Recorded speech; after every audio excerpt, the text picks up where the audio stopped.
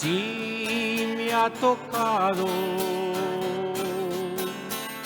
Y ahora sé que el Salvador salva, sana y viene por mí. Me ha tocado Cristo el Señor. Me ha tocado, sí me ha tocado. Y ahora sé que el Salvador salva, sana y viene por mí. Me ha tocado Cristo el Señor. Me ha tocado Cristo el Señor. Gloria a Dios.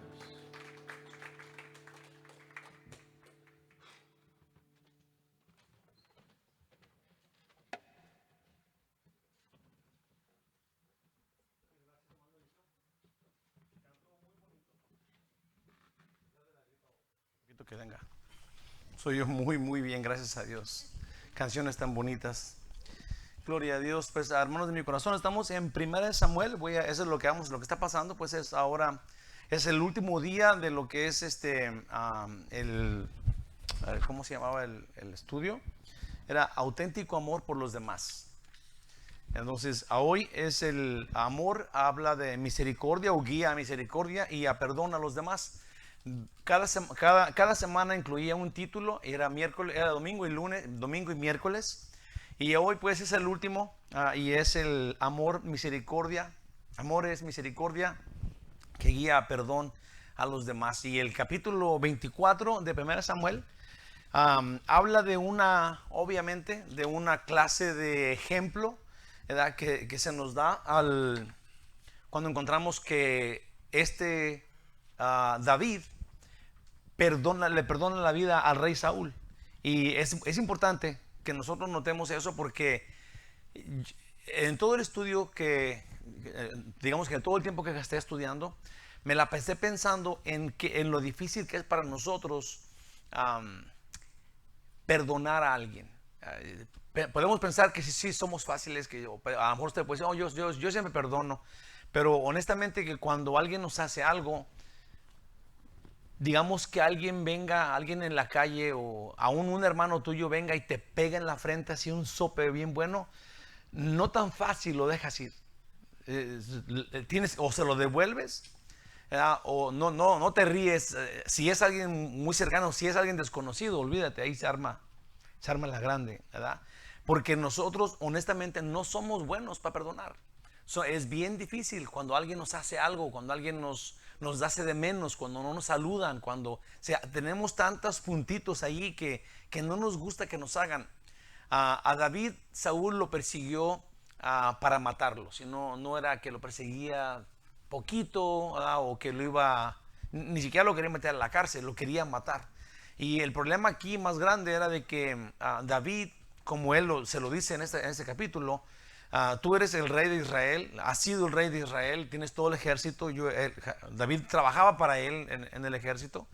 Y David cuando empezó a huir, pues ¿quién era? Él dice que soy una pulga, o sea, no soy nadie, ¿por qué me persigues? Con tanto ejército, dice que lo perseguía con 3,000 hombres preparados. Y al final de cuentas, yo creo que tenemos que pensar esto.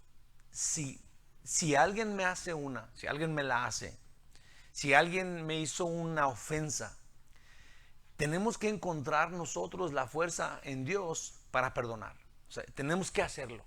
Si ya pasó en el pasado, si eso ya ha sucedido, y alguien nos hizo algo y le estamos guardando esta clase de rencor, esta clase de indiferencia, pues usted sabrá lo que hace, ¿verdad? Pero si no quiere aprender nada. Pero aquí nos estamos encontrando con que tenemos que perdonar, que tenemos que llegar al punto en donde sea más fuerte Dios que la ofensa que nos hicieron o lo que sea que haya pasado. Tengo dos versículos que voy a dar. Y uno, a lo mejor lo entiende por el punto, por el otro se lo voy a dar también. Están en la hojita, voy a leer el primero que está detrás. Y es 1 Corintios 10:13. Dice: no os ha sobrevenido ninguna tentación que no sea humana. Y esto aplica obviamente a que no te han hecho un mal más que el mal humano. Sí, no te ha venido ningún mal sobrenatural, ningún pecado sobrenatural, ninguna tentación sobrenatural, ningún problema sobrenatural. Sí, todo lo que te ha venido es como, como decía el Chapulín Colorado, el viejo y conocido refrán: no puedes caer más lejos que el suelo, ¿no? Cuando te caes al suelo, hasta ahí llegas. Y ese es cuando alguien te lastima, solamente es algo humano. Es algo que un humano hace a otro humano. Y aquí dice eso: nos ha sobrevenido ninguna tentación que no sea humana, pero fiel es Dios, que no os dejará ser tentados más de lo que podéis resistir, sino que dará también juntamente con la tentación, juntamente con el problema que sea, la salida para que podáis soportar. Sí, y tenemos que encontrar eso, ¿no? Tenemos que encontrar que Dios es el que, si pensábamos, oh, es que este problema es tan grande, o soy tan chico para este problema y no puedo solucionarlo, mejor lo voy a dejar así. Mi solución es el enojo, el rencor, la pelea, el confronte. Si pensamos eso, entonces no estamos usando lo que Dios dice que tiene para nosotros. Él dice que Él está ahí y que no va a dejar, no nos va a dejar en esa situación. Él dice que nos va a dar la salida para esa situación, ¿verdad? El otro versículo es en 2 de Samuel 22 y es del 2 al 3. Y fíjate qué hermoso dice, porque tenemos que pensar, sabemos que Dios es el que nos va a ayudar a salir de este enojo, de este problema, de esta confrontación, pero tenemos que pensar lo más profundo, ¿sí? Porque nuestro problema es muy grande. Entonces Dios es grande, pero tenemos que pensarlo así. Ahí te va: el Señor es mi roca, mi fortaleza y mi salvador. Y fíjate que, déjenles les digo esto, porque yo muchas veces, al principio este ministerio le íbamos a poner un nombre, ¿verdad? Y alguien mencionó, oh, hay que ponerle mi roca fuerte, ¿verdad? Pero como que dije, no títulos, ¿verdad? Y realmente no caché lo que la Biblia dice de tú eres mi roca. Sí, pero esta roca de la que se habla, que es Dios, es cuando hay una tormentota, cuando hay un terremoto, cuando hay una, ¿cómo se llaman esos? Que viene aire, como un ciclón. Sí, y luego los animales, sí, van y se esconden en una roca. Sí, se meten en una cuevita de una roca, sí, y ahí se esconden y ahí están protegidos por esta roca. Sí, entonces cuando hablamos de que Dios es nuestra roca, es esto. Sí, esas tentaciones, esos problemas y esas cosas que nos están atacando, tenemos que refugiarnos en la roca más grande que yo, es lo que dice la Biblia. Sí, Él es mi roca, te prometo, yo hasta tengo una camisa que dice que tú eres mi roca, y no lo había entendido. Cuando soy vulnerable y estoy a punto de que el aire me lleve, me arrejunto a la roca que es más grande que yo, y esta roca me protege, porque eso es lo que dice la Biblia. Es maravilloso. O sea, les prometo que cuando uno entiende esas cositas, qué bonito es cuando Dios ya lo había dicho y ahí estaba, y eras tú el que no lo habías entendido. Dice todavía, otra vez lo voy a decir: el Señor es mi roca, mi fortaleza, mi salvador, mi Dios, mi roca, en quien encuentro protección. Él es mi escudo, el poder que me salva y mi lugar seguro. Fíjate nomás. Él es mi refugio, mi salvador, el que me libra de la violencia. Sí, qué palabras tan buenas cuando el problema solamente era perdonar a alguien. Solamente era dejar ir el problema. Solamente verdaderamente era poner la otra mejilla. Sí, yo creo, hermanos, que tenemos que aprender. Si oímos todo esto y nos gusta y está bien, pero no lo aplicamos en el hueso de nuestro corazón, entonces qué chiste, pues, ¿verdad? el resumen de lo que fue Hechos, que fue el estudio del domingo, que fue del 23 al 24. Decía es que, si se acuerdan ustedes, era cuando Pablo y Silvano habían sido puestos en la cárcel, en este calabozo de más adentro, y este carcelero, hubo un terremoto, pues acá, dice el carcelero y Pablo. El carcelero metió a Pablo y a Silvano a la cárcel. Después de un terremoto se abrieron las puertas de la cárcel y esto es el carcelero, se iba a suicidar porque no quería confrontar la culpa, porque lo iban a matar. Eso es lo que iba a pasar. Si los presos se salían, era su responsabilidad. Pero Pablo, con misericordia, gritó, dice que le habló a gran voz y le dijo: no lo hagas. Sí, fíjense que en estos estudios he aprendido otra cosa. Hemos estado oyendo, especialmente, por ejemplo, cuando Jesús dio de comer a los 5,000, que al final de cuentas, ya dijimos, contando mujeres y niños, eran más de como unos 20,000, 20,000 personas. Y estamos hablando de las cosas, de los milagros, de los actos, de los hechos que estaban pasando. Sí, pero eso es lo que dice la Biblia, ¿verdad? Pero luego nos estamos enfocando en el amor. Y cuando nos estamos enfocando en el amor, aun cuando Jesús dio de comer a todas estas personas, qué gran milagro. Pero lo que movió a Jesús era la compasión, pues, hacer este gran milagro. Entonces, verdaderamente enfocarnos en el amor, y viendo todos esos relatos, te das cuenta que hay un propósito para todos los milagros, ¿sí? Que no nada más es que Dios haga el milagro porque sí, pero nace de algo, pues es producido por algo. Sí, y aquí es igual. Aquí todo el relato es de que Pablo está en la cárcel y todo esto, sí, pero en la misericordia que Pablo tuvo con el hombre que se iba a matar y que le gritó desesperadamente: no te mates. A esta persona le cayó el 20 de que tenía que también ser salvo por el amor que Pablo le enseñó, lo cual no se estaba hablando aquí. Sí, no era ese el punto. El punto es de que Pablo iba a salir de la cárcel, sí, y que iba a ser salvo, este y su casa. Pero lo que provocó todo esto fue el grito de Pablo: no te mates. Sí, el amor, este amor que le nace a la persona que es cristiana naturalmente cuando ve el mal aún en su enemigo, y luego lo busca, le grita. Aquí uno tiene que saber eso: no es tu enemigo el que merece ser el malo, el que merece que le pasen cosas feas. Si Dios quiere que seamos misericordiosos con todos y que nos amemos unos a otros, dice acá, pero Pablo por misericordia gritó: no lo hagas, y le salvó la vida. Más aún la fe, más aún por fe, Jesús salvó no nada más al carcelero, pero a toda su casa. Obviamente que dice aquí que ellos fueron y predicaron la palabra de Dios en la casa del carcelero, y cada uno por la fe fue también salvo. Sin dejar hasta ahí el resumen, el versículo clave de todo estos puntos era Mateo 5:44, de las 2 semanas. Pero yo os digo: amad a vuestros enemigos, bendecid a los que os maldicen, haced bien a los que aborrecen, y orad por los que os ultrajan y os persiguen. No quiero hacer el estudio también de este otro versículo, pero nomás de lo último. Mira, amad a vuestros enemigos, bendecid a los que os maldicen. Eso es como que te llega algo personal, y luego ves a la gente que te está maldiciendo, ves a la gente que te está persiguiendo, y a tus enemigos, y los amas y los cuidas. Pero todavía dice que haz bien al que te aborrece. Pero al último, con las personas que te ultrajan y te persiguen, esto es que ya es más que una ofensa, pero que te cachetean y te andan persiguiendo a pedradas, no tienes que ir a hacerles cosquillitas y decirles que están, nomás ora por ellos.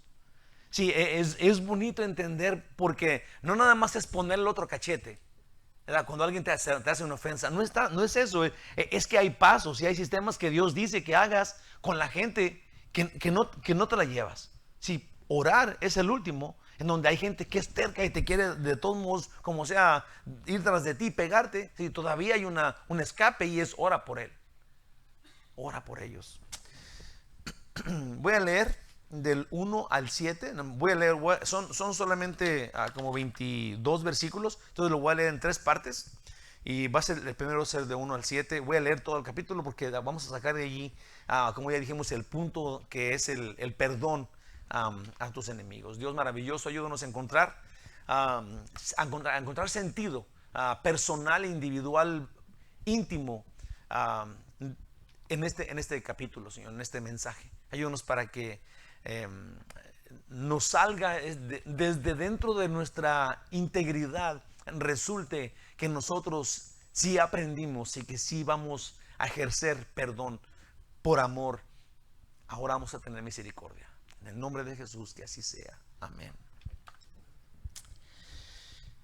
Del 1 al 7, 1 Samuel 24, dice: cuando Saúl volvió de perseguir a los filisteos, le dieron un aviso diciendo: he aquí David está en el desierto de En-Gadi. Sí, déjale digo así nomás a poquito. Saúl ya estaba persiguiendo a David anterior a esto, en el capítulo 23, y ya casi lo agarraba. Saúl iba por un lado del cerro y David por el otro, y ya se lo iba a encontrar, pero luego le hablaron que los filisteos habían invadido. Entonces Saúl tuvo que irse de emergencia y David se quedó en esta área. Entonces Saúl se fue y luego no se quedó allá ya a gusto porque ya había acabado con los filisteos, pero se regresa a continuar la búsqueda de David. Y aquí es donde estamos cuando David va y se esconde en Gadi. Dicen el 2: tomando Saúl 3,000 hombres escogidos de todo Israel, fue en busca de David y de sus hombres por las cumbres de los peñascos de las cabras monteses. Y hace esta ilustración, o lo expone cómo está allá, porque estos 3,000 estaban peinando la zona entre los cerros, entre las piedras. Querían encontrárselos si no había una forma de que David se escondiera o escapara. David tenía 600 hombres y estaba metido en las cuevas, en una zona montañosa, pero Saúl tenía 3,000. Ese es un gentillo, sí, y se le iba a encontrar porque estaba en esta área y no iba a dejarlo vivo. Ese era el plan. Dice en el 3: y cuando llegó a un redil de ovejas en el camino donde había una cueva, entró Saúl en ella para cubrir sus pies. Y David, déjeme le digo, ¿qué tiene que dar? Se lo voy a repetir. Pero cubrir sus pies, en otros lugares en la Biblia le llaman eufemismo, que era una forma de decir voy al baño. ¿Okay? Y es curioso porque David le mochó pues un pedazo del ropón de Saúl, pero seguramente se lo quitaban pues para ir a hacer su necesidad. Entonces no lo dejaban allá, sino que lo dejaban a un ladito y lo dejó exactamente donde estaba David. Pues entonces por eso tuvo la chance de mocharle un cacho, lo cual David se arrepintió porque Samuel ya había hecho eso. Saúl lo hizo con Samuel y Dios le dijo a Samuel que porque había quitado ese pedazo de su manto, había rasgado su reino. Entonces David sí entendía eso, y cuando le pasó esto, David también se arrepintió de haber hecho eso. No lo midió, digamos, porque sus amigos querían que lo matara, y David no valía mucho un pedazo, pero vamos a ver. Y bueno, la idea aquí es de que Saúl se fue al baño en esta cueva, y David y sus hombres estaban sentados en los rincones de la cueva. Entonces los hombres de David le dijeron: he aquí el día que te dijo Jehová, he aquí que entregó a tu enemigo en tu mano, y harás con él como te pareciere. Y se levantó David y calladamente cortó la orilla del manto de Saúl. Después de esto se turbó el corazón de David porque había cortado la orilla del manto de Saúl, como ya dijimos. ¿Por cuál razón? Dice en el 6: y dijo a sus hombres: Jehová me guarde de hacer tal cosa contra mi señor, el ungido de Jehová, que yo extienda mi mano contra él, porque él es el ungido de Jehová. Dice en el 7: así reprimió David a sus hombres con palabras, y no les permitió que se levantasen contra Saúl, y Saúl, saliendo de la cueva, siguió su camino. Vamos a ver qué puse acá. A mí siempre se me ha hecho importante que David, digamos, él tenía este corazón, no permitía que cuando andaban yendo a ir a matar a Absalón, su hijo, y él, no le haga nada, es mi muchacho, y era su enemigo, le había quitado el reino y todo esto. Sí, pero lo que se me hace curioso es de que estos matones mercenarios que andaban con él se sometían pues. Aquí David, ellos no tocaron a Saúl. David muy apenas le mochó un pedazo del manto, pero volteó y les dijo: ustedes ni se les ocurra tocarlo. No lo vayan a tentar, Él es el ungido de Jehová, no quiero que lo tienten. Sí, y ellos obedecían, pues. Y es más importante porque ellos obviamente tenían una clase de regla, una clase de... Sí, no eran nomás unos locos, sino que aún los seguidores, los soldados, los valientes de David eran hombres de honor, pues. No eran unos ladrones. Puse acá de esto. Voy a empezar el relato. El rey Saúl sin descanso perseguía a David. Esta vez con 3,000 valientes que de seguro encontrarían pues a David. Como sea, eran 3,000 gentes.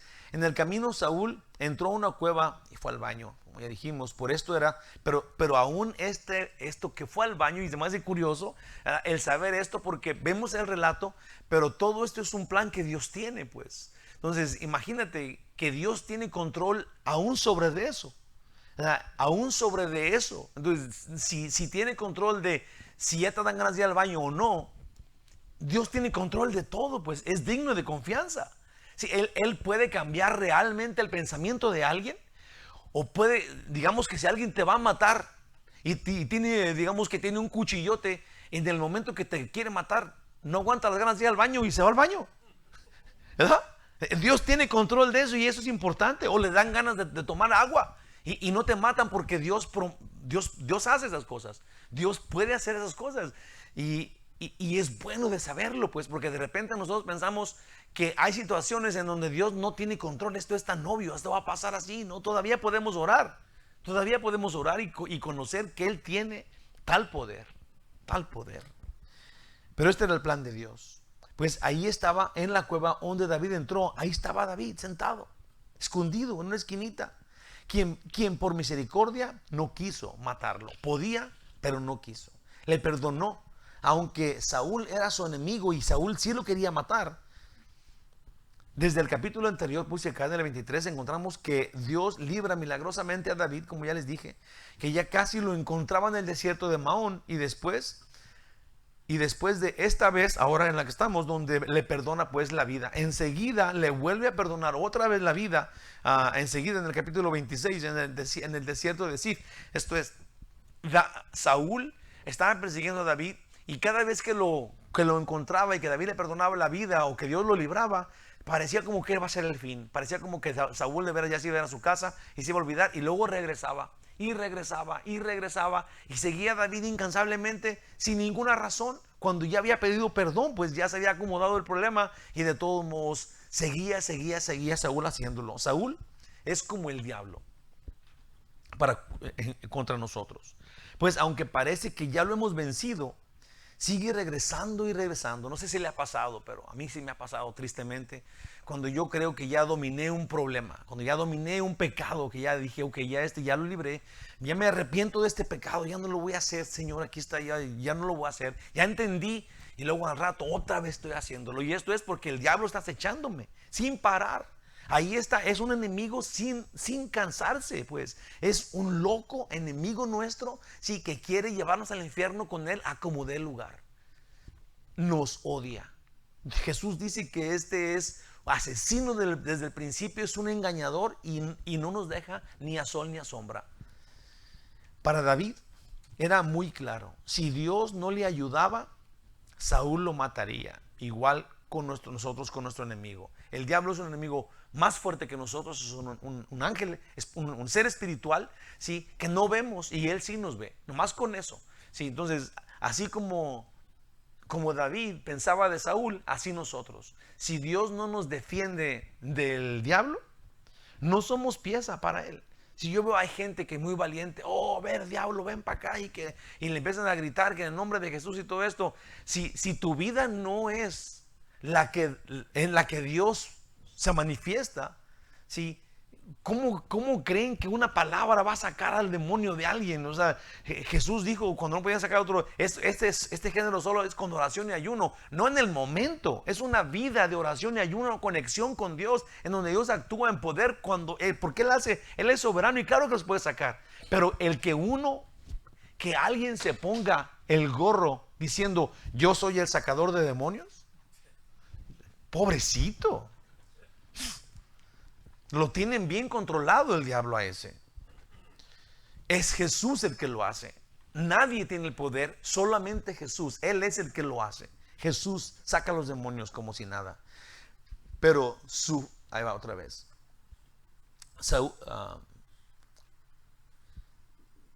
Sigue regresando y regresando. Para David era muy claro, si Dios no le ayuda, Saúl lo mataría, porque Saúl era el rey de Israel. Esto es, él tenía todo el poder del reino, todo el poder del país, y todo el ejército era contra David. Pero su fe en Dios, esto es la fe de David, le daba paz. Es lo único que tenía y era todo lo que necesitaba. Nosotros hoy día tenemos un enemigo que nos está persiguiendo y es muy fuerte, pero tenemos la misma arma de defensa que David, la confianza en Dios. Si nosotros, yo no quisiera nunca ver al diablo, pero a lo mejor si lo viéramos, nos asustaríamos y no pecaríamos, ¿verdad? Pero al final de cuentas, no es eso lo que nos va a dejar hacer de pecar. No es esa la arma que Dios nos dio, el susto contra el diablo. Imagínate que se aparezca con los colmillotes llenos de sangre y queriéndote arañar. Tal vez ni eso nos iba a hacer dejar de pecar. Tal vez nos íbamos a asustar y vamos a seguir igual de pecadores, ahora con más odio contra Él o algo, lo cual eso le corresponde a Dios. Dios dice, mía es la venganza. Si nosotros tenemos que confiar como David confiaba en Dios, así tenemos que hacer. Dice acá en Efesios 6:16, dice, sobre todo tomad el escudo de la fe, con que podáis apagar todos los dardos de fuego del maligno. Entonces, ¿cómo Jesús venció al diablo cuando se le apareció y lo quería tentar?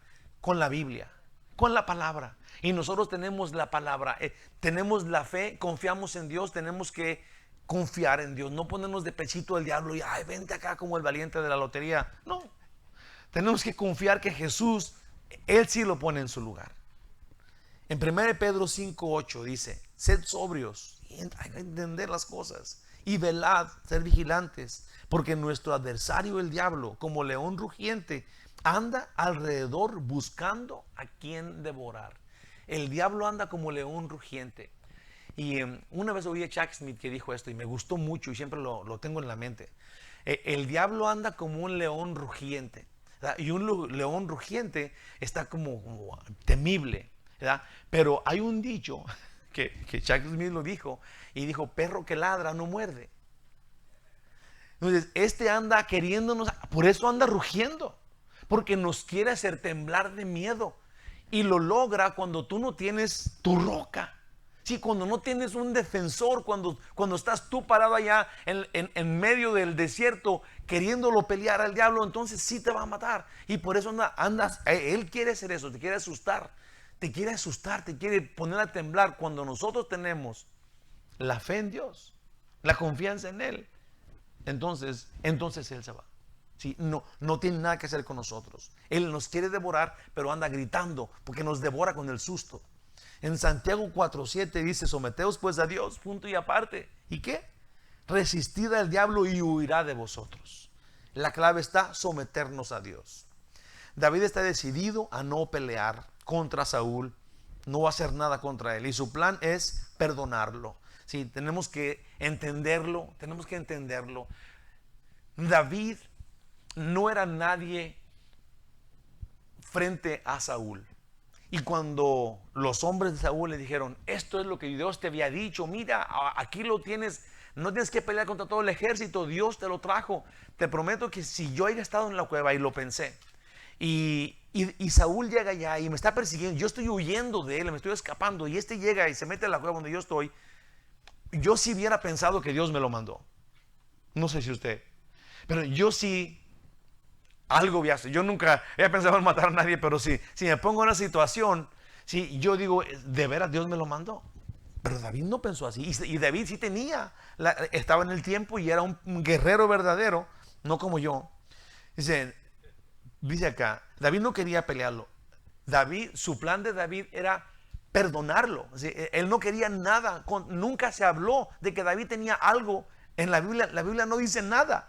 Que algún día David dijo, ojalá y un día lo agarre en la cuevita y ahí lo voy a matar. Nunca.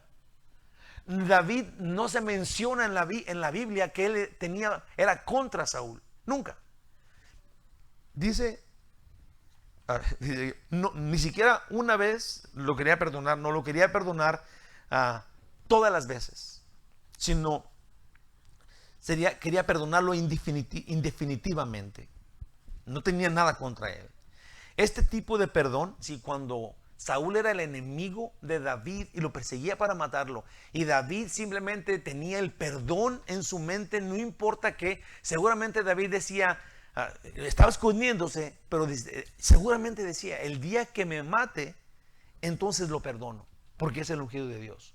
Sí, y yo creo que nosotros no es difícil, aunque diga que sí lo entiende, es difícil entender esto.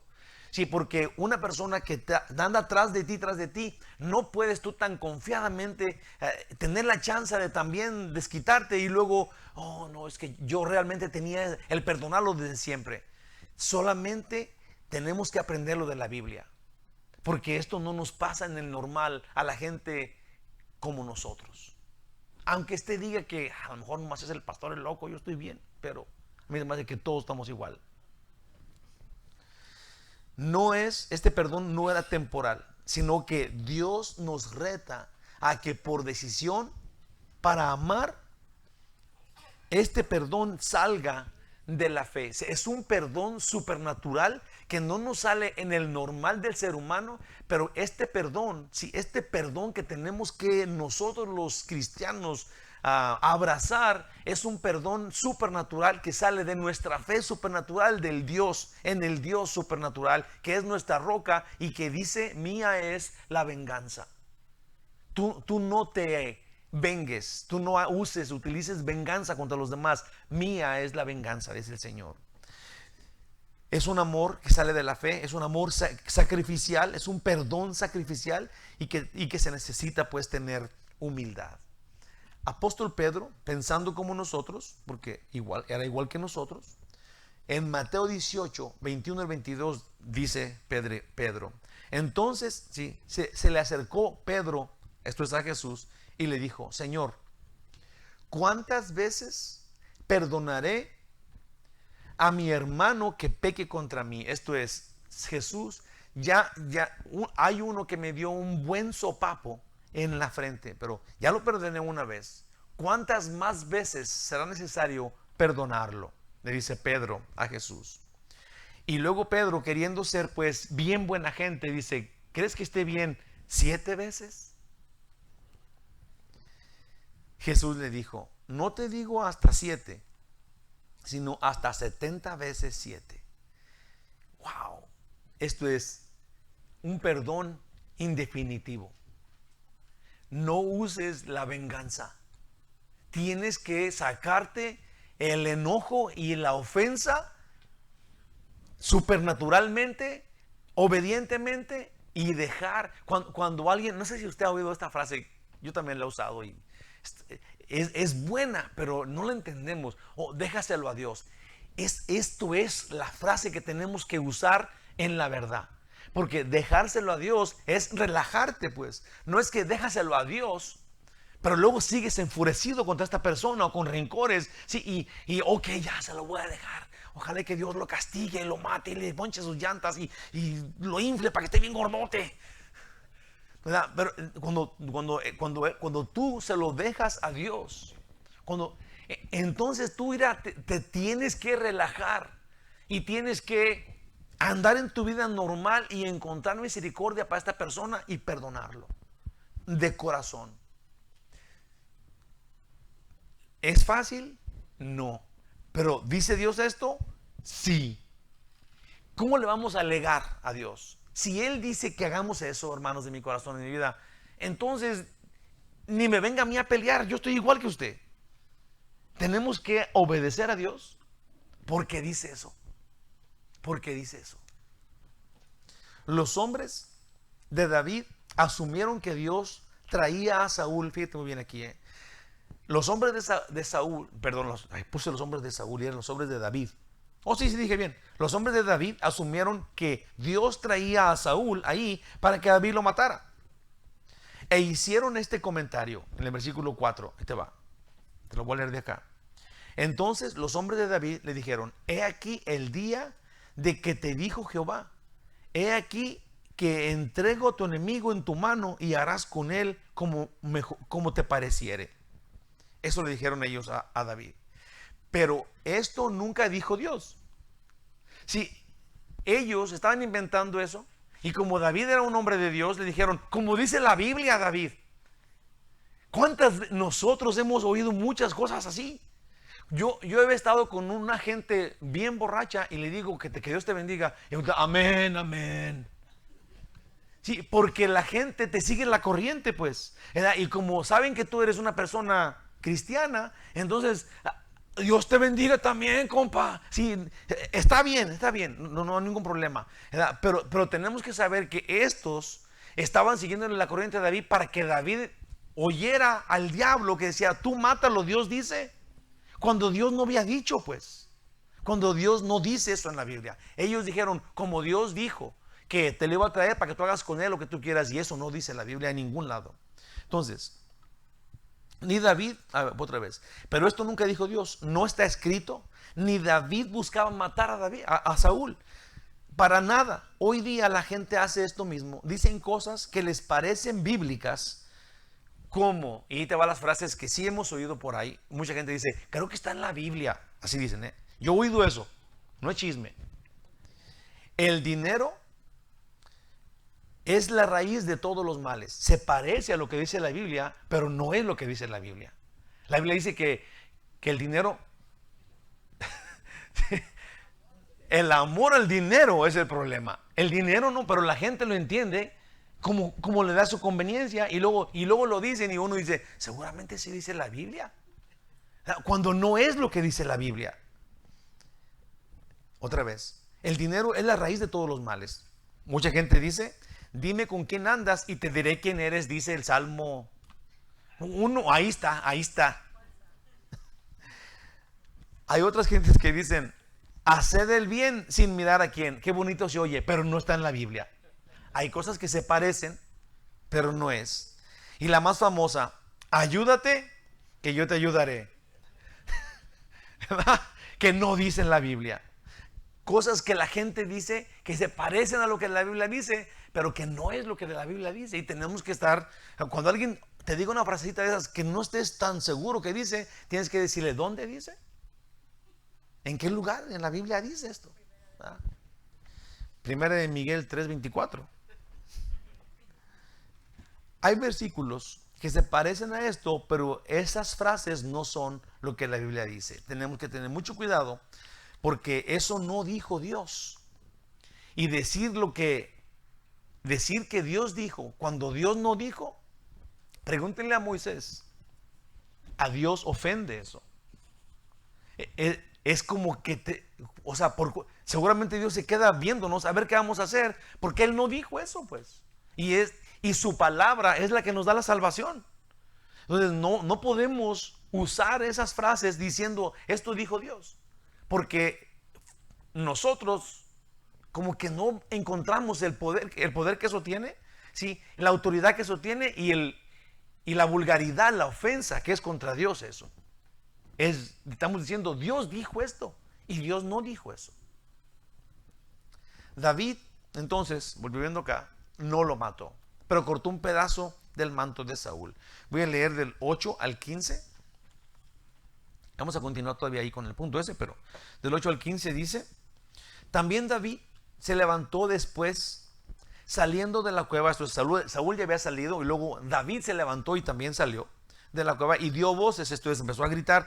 ¿Te imaginas cuando David salió de la cueva? Estaban los miles de soldados alrededor. En la cueva seguramente había pues todos los montañitas y toda una cueva, entonces se enfocaban y se podía oír la voz de Saúl, la voz de David. Y dio voces detrás de Saúl diciendo, mi señor el rey. Y cuando Saúl miró hacia atrás, sorprendido, David inclinó su rostro hasta tierra e hizo reverencia. Y David dijo a Saúl, ¿por qué oyes las palabras de los que dicen, mira que David procura tu mal? Sí, obviamente que David está diciendo, nunca en la vida he procurado tu mal, nunca he querido estar, no tengo nada contra ti, olvídate de la gente que dice eso. Le dice David a Saúl en medio de todo su ejército. Dice en el 10, y he aquí, han visto hoy tus ojos, cómo Jehová te ha puesto hoy en mis manos en la cueva. y me dijeron que te matase, pero te perdoné, porque dije, no extenderé mi mano contra mi Señor, porque es el ungido de Jehová. Y mira, Padre mío, le dice pues David a Saúl, mira la orilla de tu manto en mi mano, porque yo corté la orilla de tu manto y no te maté. Si le probó que ahí estaba dentro junto con él. Conoce pues y ve que no hay mal ni traición en mi mano. ¿Te imaginas la sorpresa de David cuando volteó y se vio el pedacito mochado de su manto? Sí, obviamente que esto anunciaba que lo perdonó, era la prueba. Cuando, si no había hecho nada, nomás le dice, pues no se le haya creído. Pero cuando se vio la mochada del manto, sí, y el pedacito en la mano de David, entonces por eso es que Saúl ya no pudo hacer nada, digamos, para decirle a sus hombres, mátenlo, porque entonces sería contra alguien que de verdad le había perdonado la vida. Pues lo haría ver muy mal a Saúl si eso hubiera hecho, lo cual no hizo. Si no te maté, dice, conoce pues y ve que no hay mal ni traición en mi mano, ni he pecado contra ti. Sin embargo, tú andas a casa de mi vida para quitármela. Juzgue ahora Jehová. Y aquí está la cosa. David frente a todos le deja a Dios, se lo deja a Dios, ¿sí? Se lo deja a Dios. Lo que decimos, déjaselo a Dios, aquí David lo hace. Juzgue Jehová entre tú y yo, y véngueme de ti Jehová, pero mi mano no será contra ti. Y qué palabras tan bonitas y tan profundas. Es en el 13. Como dice el proverbio de los antiguos, de los impíos saldrá la impiedad, así que mi mano no será contra ti. ¿Tras quién ha salido el rey de Israel? ¿A quién persigues? ¿A un perro muerto? ¿A una pulga? Jehová pues será juez, y él juzgará entre tú y yo, y él vea y sustente mi causa y me defienda de tu mano. Sí. Cuando David dice esto, tenemos que entender la fe que Dios miraba pues en David. Por eso es quien él es en la Biblia. David no tiene cómo ponerse contra el rey. No tenía cómo ponerse contra Goliat. Pero ni contra Goliat ni contra el rey Saúl va con sus fuerzas. Es una pulga, verdaderamente es una pulga. Pero aquí mismo lo reta, si no yo, pero Dios, le dice. Él vea y sustente mi causa y me defienda de tu mano. Hasta ahí. Cortar el manto del rey, aunque no fuera tan grave como matar a Saúl, todavía era una cosa que quería decir que David cortaba el reino de Saúl. Eso es lo que se miraba. También podía decir eso. Y era pues una humillación. David prohibió a sus valientes tocar a Saúl. Este acto, acuérdense ustedes que no tocar al ungido de Jehová no era hacerle una mala cara o darle una cachetada, era matarlo. O sea, tocar al ungido de Jehová era no mates al ungido de Jehová. David le dijo, no lo maten ustedes, yo tampoco lo voy a matar. Este acto de David de controlar sus instintos es muy importante para que nosotros aprendamos. Pues sí se puede controlar lo que es incontrolable. Si cuando alguien nos hace un mal y tú tienes la autoridad y el poder para devolverle el mal, entonces parece como que lo haces. A veces es como una reacción, ni siquiera lo piensas, alguien te pega y pegas. Sí, pero esto muestra que los que somos de Dios sí podemos tener este fruto del Espíritu que se llama control de sí. Sí, y ejercerlo. No por reacción a nuestra naturaleza, pero ahora controlar eso. Controlar nuestras reacciones enfermizas, pecaminosas. Sí se puede controlar. También podemos fortalecernos en promesas que Dios da, de Dios para no contestar a personas ofensivas. Sí, no solamente tenemos que pensar que Él es nuestra roca fuerte, lo cual sí es, sí, pero hay promesas en la Biblia en donde Dios dice súper clarito esto. Ahí te va.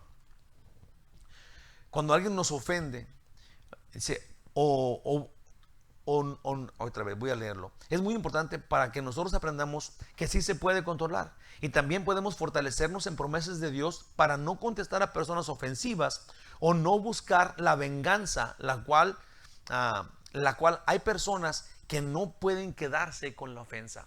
Sí, como ya dijimos, hay como niveles, ¿verdad?, en donde te pegan una cachetada, o en donde te demandan, o en donde te matan a un hijo, y nosotros queremos venganza, ¿verdad? Y no nos importa qué, pero queremos la venganza, que suceda. Le decimos venganza y le llamamos justicia, ¿verdad?, porque soy más bonito que venganza. Pero es lo mismo, pues, ¿verdad? Y pensar como David está pensando aquí es: Dios va a ejercer su justicia. Sí, de Dios es la venganza porque Él es el justo, no nosotros. Entonces, confiar en Dios es lo que tenemos que hacer. Pero Dios dice que no debemos pagar mal con mal. En Romanos 12:19 dice: no os venguéis vosotros mismos, amados míos, sino dejar lugar a la ira de Dios, porque escrito está, dice Dios, y si dice: mía es la venganza, yo pagaré, dice el Señor. Este negocio de tener amor y ejercer misericordia con los que nos fastidian es muy difícil de lograr. Pero Dios nos manda a hacerlo. Y por difícil que sea tu decisión, no podemos decirle a Dios: Dios, desobedecí porque era muy difícil. ¿Crees que esa es una excusa frente a Dios? Si Dios te dice, si estamos en la mesa y Dios dice: pásame la sal, está muy lejos. O sea, no tenemos excusa cuando Dios, el creador del universo, te da el privilegio de hacer algo que Él te dice que hagas. Por difícil que sea el mandato que te da, la idea es obedecerlo, pues. Cuando es una orden, esa orden se sigue. No se dice: no la puedo hacer porque es muy difícil para mí. No, todavía tenemos que amar. Todavía tenemos que sacar la casta, sacar la fe de nosotros, confiar en Dios y pedir perdón. Y llegar hasta lo último, hasta allá, hasta donde nos puedan golpear de veras, humillados. Dios nos está mandando a hacer eso. Y yo sé que es bien difícil para nosotros los humanos, pero eso dice Dios. Ahora, Él nos da la fuerza. Él nos manda, pero no nos manda sin Él. Él va con nosotros. Fíjate lo que dice en Proverbios 16:7. Me encontré pero me dio tanto gusto encontrarme este versículo. Lo busqué y lo encontré. Dice: cuando los caminos del hombre son agradables a Jehová, que tú te dominas a ti mismo y te convences de que vas a obedecer a Dios, aún a sus enemigos hace estar en paz con Él.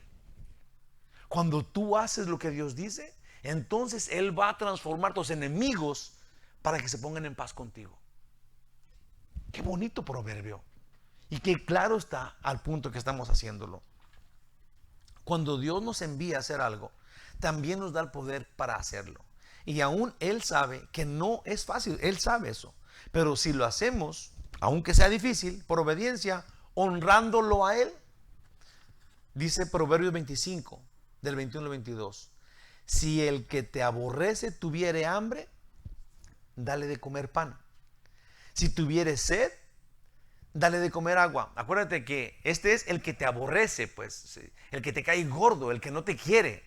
No es la persona que te cae bien, que tiene hambre, no. El que es malo contigo, si tiene hambre, dale de comer. Tiene sed, dale agua. Dice: porque ascuas amontonarás sobre su cabeza. Ya lo leímos en Romanos, ahora lo estamos leyendo en Proverbios. Pero lo leí aunque ya sé que lo sacaron de allá, porque lo que dice al último, ve: y Jehová te lo pagará. Ya quiero. Aquí dice que cuando tú te sometes a Dios y luego lo honoras a Él con tu coraje controlado, por amor a Dios, entonces Él te lo pagará. Es como que Él te debe algo cuando tú lo haces. Cuando tú obedeces, cuando tú te sometes y le eres sumiso al otro, aún sacrificialmente. Y Dios te lo pagará. Dios te recompensará por amar a tu enemigo. Aquí David le hizo saber a Saúl que le perdonó. Si salió y le dijo: ve lo que dice, te perdoné. Lo podía matar, pero lo perdonó. no lo mató. Y Saúl lo reconoció. Aún David le dice que ¿por qué sigue a alguien insignificante como él? Y también le pone en claro a Saúl que su defensor es Dios. Sí, David es una pulga, es alguien significante que tiene un gran defensor. Y se lo hace saber pues a Saúl. Y Saúl lo entiende. Del 16 al 22, y se acaba el capítulo, dice: y aconteció, cuando Saúl se fue y luego David lo siguió, y aconteció que cuando David acabó de decir esas palabras a Saúl, Saúl dijo: no es esta tu voz, no es esta la voz tuya, hijo mío David.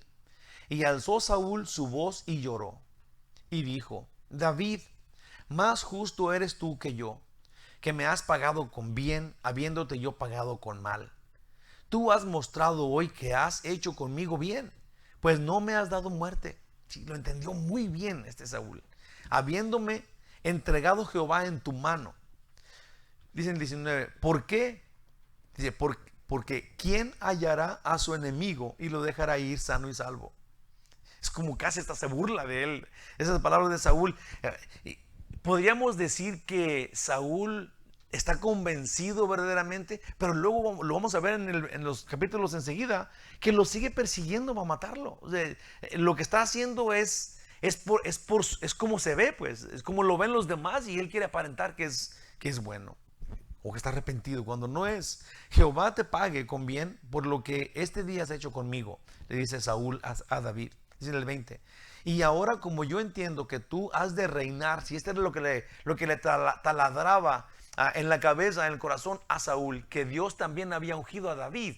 Entonces David dice: ¿por qué me persigues? ¿Yo quién soy? Pues era ese, que Dios también lo había ungido a él. Y Samuel ya le había dicho a Saúl que le iba a quitar el reino, iba a poner a alguien mucho mejor que él en el reino. Entonces, aunque David no estaba presumiendo de que él era mejor que Saúl, Saúl sabía eso, pues. Entonces ahora aquí lo reconoce públicamente y se lo dice a David: y ahora como yo entiendo que tú has de reinar y que el reino de Israel ha de ser en tu mano firme y estable, júrame pues ahora por Jehová que no destruirás mi descendencia después de mí, ni borrarás mi nombre de la casa de mi padre. Entonces David juró a Saúl, y se fue Saúl a su casa, y David y sus hombres subieron al lugar fuerte. Sí, termina. Puse acá, qué interesante que Saúl dijo en el versículo 20: y ahora como yo he entendido que tú has de reinar y que el reino de Israel ha de ser en tu mano firme y estable. Esto es una prueba increíble que una actitud de amor cambia hacia la gente. Este rey Saúl, podemos ponerle o pensar de mil formas. ¿Por qué no lo mató de todos modos? Porque David estaba ahí postrado, con el pedacito de tela en la mano. Sí, y Saúl encarnizadamente lo quería matar, pues. Pero porque David mostró misericordia para con él. Sí, por el hecho que Dios nos dice que lo hagamos. Es como una prueba para que cuando nosotros tengamos la chance de vengarnos, entendamos que si tenemos misericordia y el otro se va a burlar de nosotros porque no lo hicimos con él, porque él sí lo hubiera hecho, tenemos que encontrar que eso que pareciera como que es una burla y que no va a pasar, aunque Dios lo haya dicho, sí pasa. Es algo que Dios probó. Sí, que cuando tú tienes misericordia con tu enemigo, este enemigo se confunde, ya no sabe qué hacer, ya no te tiene tanto coraje porque tú tuviste misericordia de él, pues, porque lo perdonaste y se lo hiciste saber. Seguramente esto tenemos que aprenderlo, porque esta es una herramienta supernatural que Dios nos da, y que si no la tomamos, pues perdemos nosotros, porque Dios nos está dando la misericordia como poder contra nuestros enemigos. Eso es lo que está haciendo Dios aquí. Es que tenemos que aprenderlo. La mayoría de veces no lo hacemos porque pensamos que es injusto lo que la otra persona está haciendo. El problema aquí es que Dios es muy específico, ¿sí? A veces nuestra opinión sería, es que no puedo dejar que haga eso, porque sí, y tenemos mil excusas para ser nosotros los jueces y los capataces y los que vamos a latiguear al otro porque tenemos esa razón. Pero el problema aquí es que Dios es bien específico. Paga, pues se puse acá, paga bien respondiendo a un mal. Muestra humildad y usa actitud blanda, con paz y amor ante el rudo. Pues tú entiendes que tú honras a Dios. Sí. Cuando haces esto, el otro no entiende nada y es capaz que de veras te mata, porque no entendió nada. Pero al final de cuentas, tú fuiste obediente, honoraste a Dios, tú eres el que sabe lo que estás haciendo. No lo estás haciendo por debilidad, lo estás haciendo por poder de Dios, confiando en Dios. Y vamos a dejar que Dios lo haga. Vamos a de veras confiar en Dios. Se los prometo que me detuve a pensar todo esto, como a meditar en todo esto, porque nosotros cuando se llegue el momento de que tenemos que perdonar al otro, tenemos que perdonarlo de corazón, pensando que esto agrada a Dios y que Dios dice que Él me está avalando en mi humildad. Y si nosotros estamos pensando, qué bueno que el pastor está diciendo esto para que aquel lo entienda, sí, para que mi esposo lo entienda, para que estamos cerrando, tenemos que aprenderlo nosotros. Esto es algo personal, porque te prometo que si nosotros lo aprendemos, nosotros ganamos. Nosotros ganamos. Es maravilloso, es una arma increíble que Dios nos da gratuita y que solamente es echarle mano. Si el otro toma ventaja, está bien. Tú confía en Dios, tu Redentor. En el Salmo 18, ahí tienes que encontrar tu torre fuerte, tu piedra, tu roca firme. Sí, allí, en ese momento, por eso dije ese versículo al principio, porque en un problema tan grande, Dios no te va a dejar allá. Pero ¿cómo vas a salir triunfante? ¿En dónde está la salida para escaparte del problemón? Pues en tu roca. En confiar en Él, en decir, es Dios el que me va a librar, no importa si este me mata, Él me revive, Dios sabe lo que hace, yo confío en Dios. Salmo 18:2 dice, Jehová, roca mía y castillo mío, y mi libertador, Dios mío, fortaleza mía, en Él confiaré. Si lo pensamos, cuando estamos haciéndolo, cuando estamos perdonando a la otra gente, teniendo misericordia con ellos, olvidando el problema, si es tan grave, tenemos que pensarlo así. Jehová, roca mía, castillo mío, mi libertador, Dios mío, fortaleza mía, en ti confiaré. Hago esto, en ti confiaré. Mi escudo, la fuerza de mi salvación, mi alto refugio, en ti confiaré. Voy a perdonar, eso es lo que tú dijiste y tú me vas a defender porque tú eres mi roca fuerte. Confiemos en Dios, que nos da este amor para perdonar. Confiemos en Dios porque Él quiere que tengamos este amor que produce misericordia, que produce perdón en su poder. Amén. Conclusión final. Para amar a quien te quiere hacer mal, es necesario confiar en Dios, acercarte a la protección de esta roca. En Salmo 73:26 dice, mi carne y mi corazón desfallecen, mas la roca de mi corazón y mi porción es Dios para siempre. En Salmo 94:22 dice, mas Jehová me ha sido por refugio y mi Dios por roca de mi confianza, Gloria a Dios. En el nombre de Jesús, gloriosísimo Rey, gracias por tu amor, Señor. Gracias por ser tan bueno con nosotros. Gracias, Señor, por mostrarnos tu majestad ante nuestra debilidad.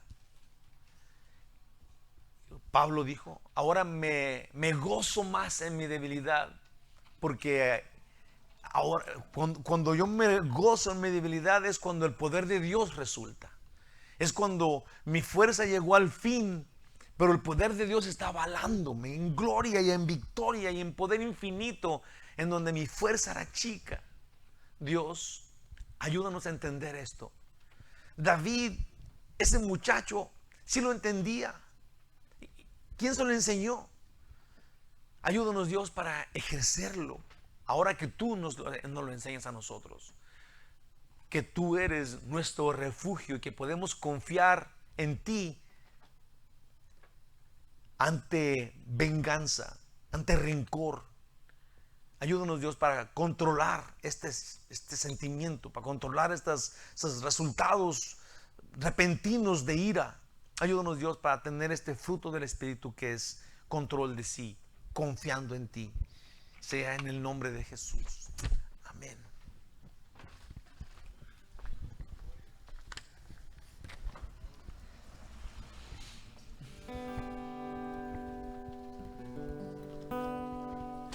Ha pasado tanto tiempo, sé que tus ojos están ya cansados de llorar y tus brazos y rodillas tienen huellas de pedir noche y día sin cesar. Pero Dios no te ha olvidado, tus clamores ha escuchado y hoy te dice con amor,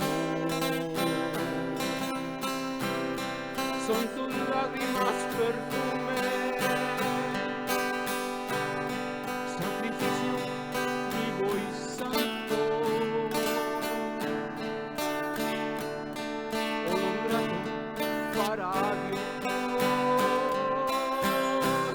Son tus lágrimas perfume, sacrificio vivo y santo,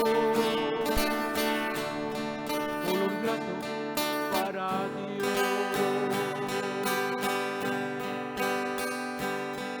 Pero te has entristecido